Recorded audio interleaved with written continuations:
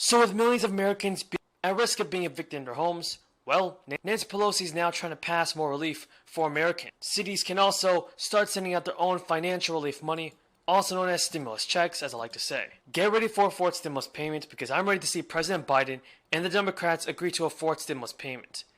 I believe they can get the job done before the end of the year, so let's see if they keep their word. Be out, and things that were out may be revived and come back in. Specifically, I'm thinking of one of the things that you just mentioned, Medicare expansions. That's one of the key things for people like Senator Bernie Sanders. There had been some reticence on the part of Senator Joe Manchin on that. Nevertheless, President Biden last week said that he wanted to see something done on expanded Medicare coverage for dental, hearing, and vision. Whether or not that looks like something like vouchers to cover dental care, all of that still seems to be negotiated. We're also seeing them figure out how they're supposed to pay for this. Last week, we heard a revived claim from Senator Kyrsten Sinema that she did not want to see taxes on the wealthy and on corporations. With infant or pre-K age children need help with child care and home health care. These are not luxury items for them. They're essential for their ability to work and provide for their families.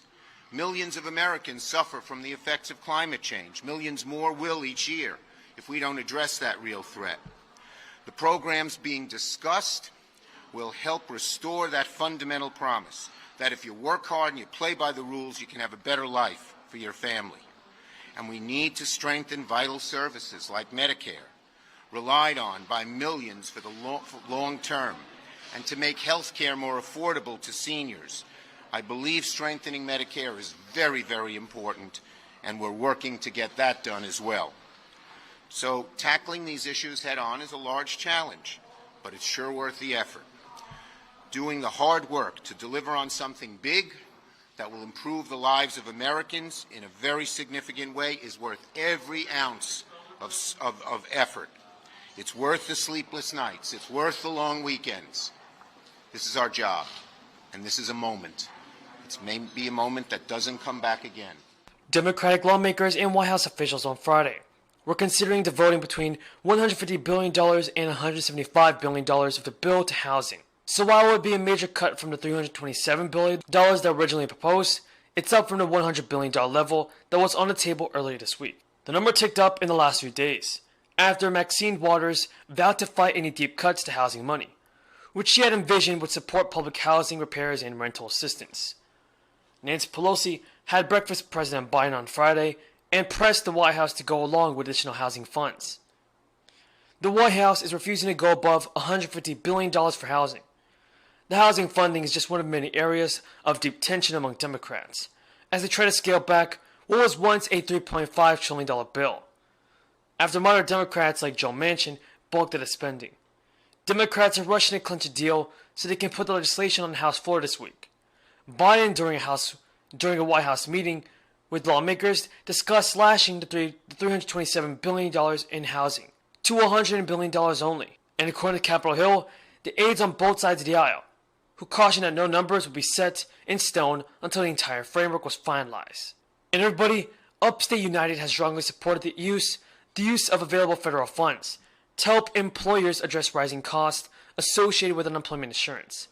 At the height of the crisis, nearly 2 million New Yorkers were unemployed. As a result, the state's unemployment insurance fund ran out of money, and New York ultimately borrowed $11.9 billion from the federal government to cover its unemployment insurance payments. In Seattle, House leaders detailed a $3.65 trillion spending package that would invest in housing, hospitals, and schools. And the long-awaited plan to spend federal relief dollars gives the legislature flexibility to spend more at a later date, depending on if and where Congress directs additional spending. Folks, I believe that President Biden can get the job done and send out more stimulus payments. Do you think the same? Tell me in the comments below. Do you have any, do you anticipate that you're going to get to a place where the infrastructure bill will be ready to vote for this week? Do you think that's happening this week? I hope that we can get to an agreement and that we can be able to vote both bills out as soon as possible. Congresswoman, there seems to be some pretty big issues still in the way here when it comes to addressing climate change, Medicare, Medicaid, the expansion of that. Is it possible to resolve all of those sticking points by the end of the week? I mean, I hope so. We're working hard. I know they're working hard to get there. And I think that, you know, again, if we can all get to agreement before the president leaves, that would be great. We can have an agreement in principle, and we can finish voting the bills out next week. And is that enough for you, an agreement in principle to move forward on a vote on the bipartisan package? Well, we're calling for both votes on both bills at the same time. So hopefully by next week we can get them both done. By next week, okay. I mean, hopefully sooner than that. You know, we're ready. We're ready. We've been ready. I mean, we've been ready for some time. But the progressive caucus in your position still hasn't changed. A framework is not enough to vote on the bipartisan package. What we've said consistently, and we've been really clear about this, is we want to vote both bills. Now, you know, we're willing to, if there's agreement on the Senate moving forward, and the president has an ironclad commitment from all 50 senators, we will vote both of them out of the House, but we still want to vote both of them out of the House. Overall, how are you feeling about the way this bill is shaping up, with a lot of very short-term programs, and not, a long horizon for making these things really part of our society? Well, I don't know that that's true. I mean, we've got universal child care. For how many years? I think it's for 6 years right now. I mean, it's significant. Home and community-based care is actually longer than that. We have the biggest investment in housing since the New Deal. There's a lot of really good things in this bill, but we have to finish it, and we also have to vote it through.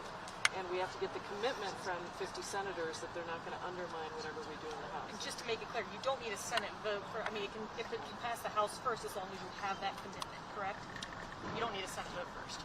Yeah, that's right. I mean, we're saying, listen, let's try to get this all done and let's get it moving, but we do need both bills voted on in the House at the same time. As the Progressive Caucus have latched How on to- important is it to you that the Medicare expansion and Medicaid expansion remain in the package? Well, It you seems know how important it's been. I mean, it's important to us, but we're not drawing any red lines, but we're trying to get it done. I mean, we think both things are really important. We're in the midst of a health crisis, and we need to be doing significant pieces of work on health care for us to get through. So let's see. You know, I mean, look, the thing is, we would have been done with a very different bill a month ago if we only needed 98% of us. But that's not the case. We need 100% of us. And we need two final votes in the Senate. That's really what it comes down to. How is the Progressive Caucus feeling about this? It's been my pleasure every day to be on the floor when Senator McConnell presents his view of this debate. I'm struck by several things. First, he seems to know in exquisite detail the revenue package that is behind this reconciliation bill. That's news to me. Most of these elements are still being discussed even in our caucus and have not been agreed upon. He comes to the floor and makes